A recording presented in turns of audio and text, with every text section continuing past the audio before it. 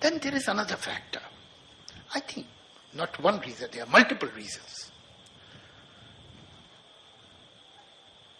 In any given time in history, successful people, successful societies are admired and emulated and imitated. Their culture, their language, their style. As luck would have it, we also have some. There is another almost a principle about human nature. Whatever you don't have, and you cannot, you tend to believe that it is not important because that is how you can live happily with yourself. I come from a middle class family. There was education, there was intellect. My mother, my father, my uncles, my grandfather, all of them were writers. But we did not have much money. So I was told that money is a four-letter word. I suspect because they did not have money. And it's not only me. In my generation, there are many people who, if because of any reason, make some money, start feeling guilty. That guilt has been put in us in our childhood. So whatever you don't have is not worth having.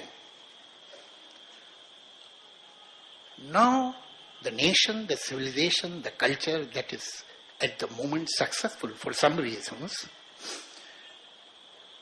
is US of A. A country that is 400 years old.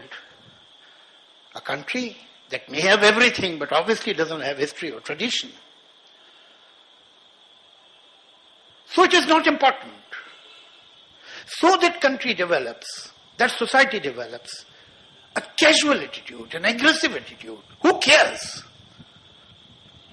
As a matter of fact, when you see American tourists in Europe, you can see in their eyes that they care when they are looking at palaces and museums. But this is the defensive attitude. And look at us. That we who have 5,000 years behind us are emulating that. But it is not only foreign hand in inverted commas. There are other reasons also. We have some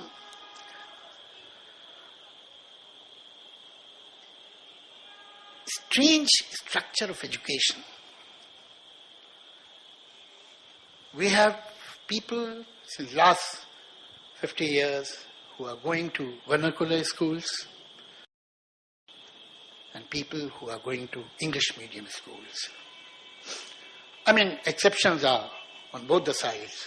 But most of the people who go to vernacular schools, yes, they get grounded.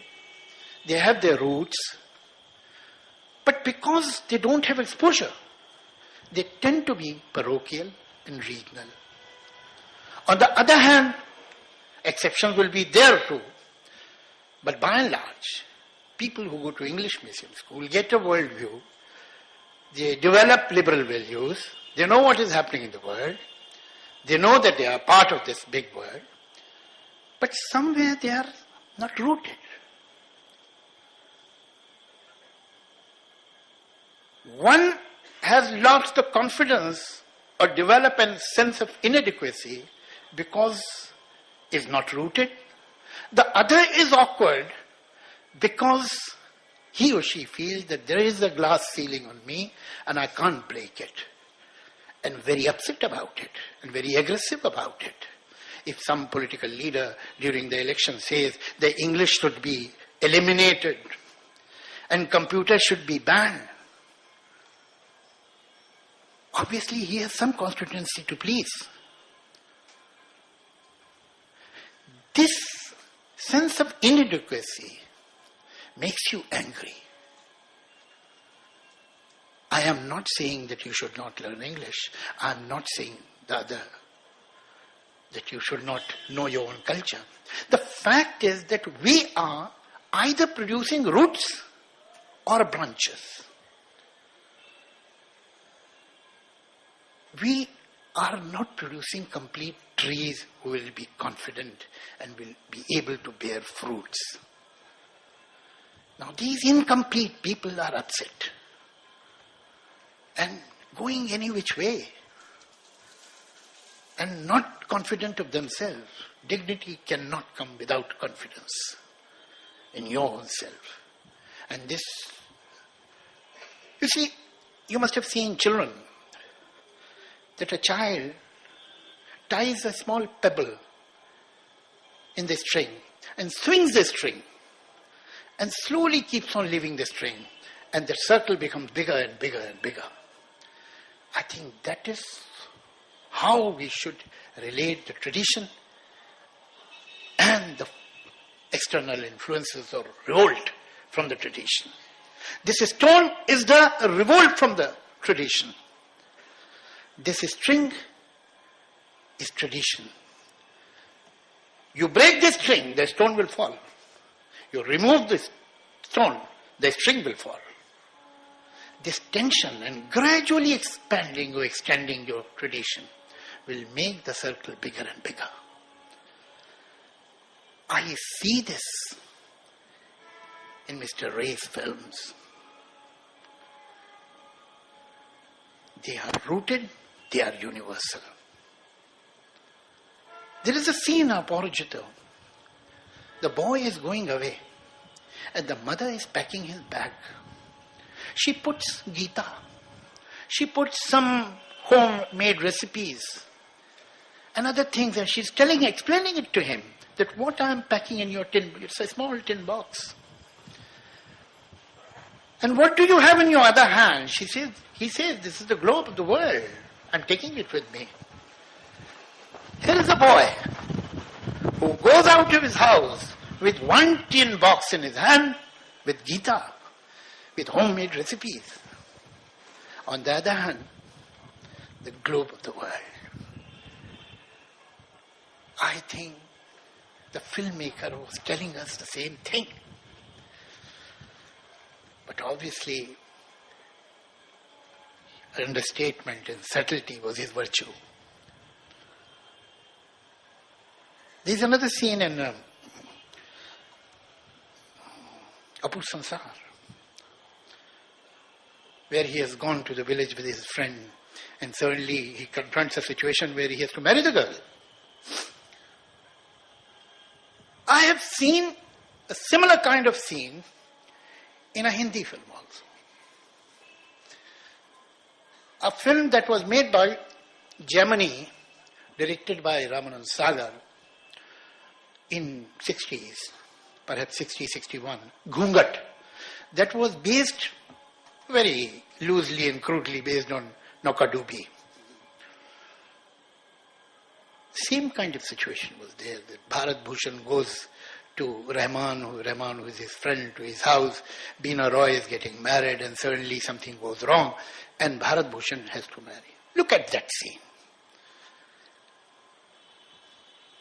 You must see that scene because then you will be able to appreciate this scene more that I was talking about in Apur Sansar.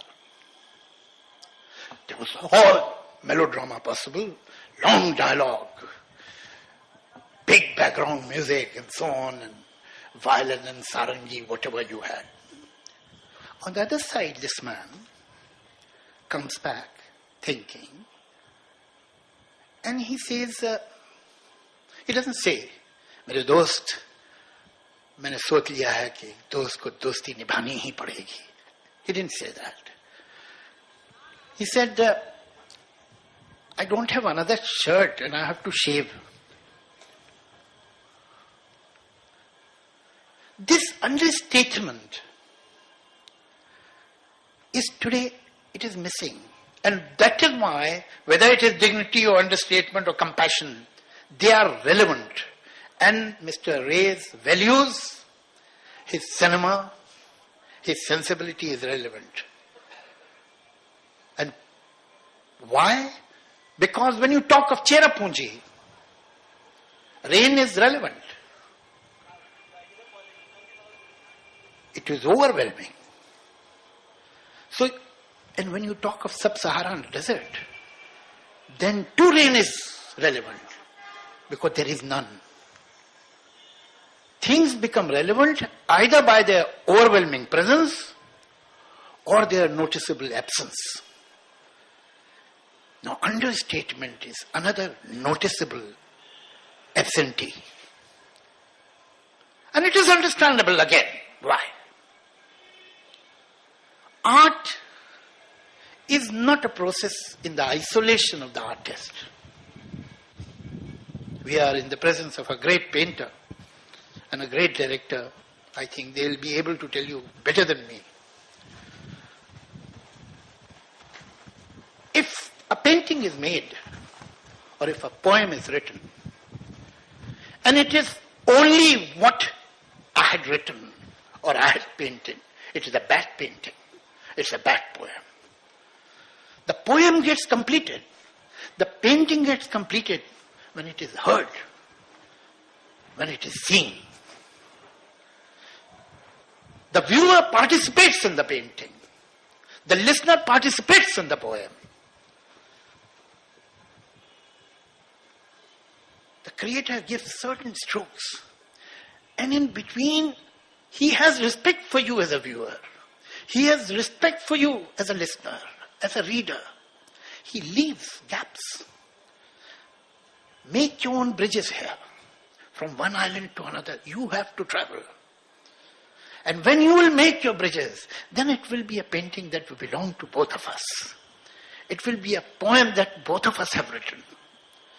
Because your passion, your pain, your experience, your understanding, your morality, your aesthetics have participated in completing this scene.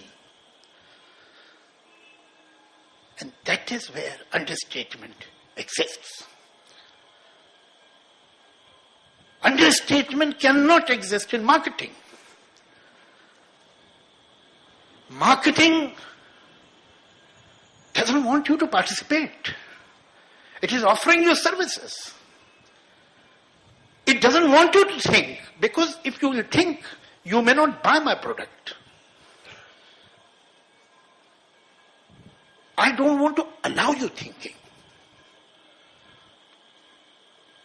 The tempo has increased because of that. The noise has increased because of that. The things are on your face because of that. I remember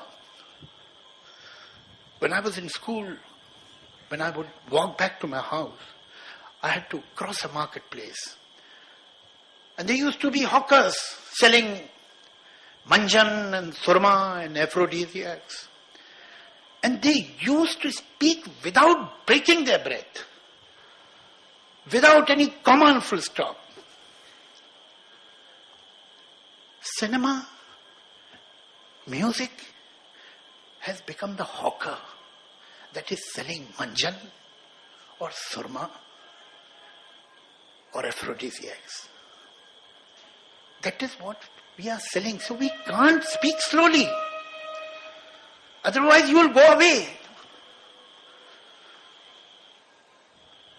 I remember a man who was selling surma in Bhopal told the crowd that you must have never seen a blind Englishman, because every Englishman uses this surma. And he asked them individually, have you seen a blind Englishman? Have you seen? Have you? And every Bhopali was really, totally nonplussed, because none of the Bhopalis had seen an English blind man. And nobody thought, why would a blind Englishman come to Bhopal?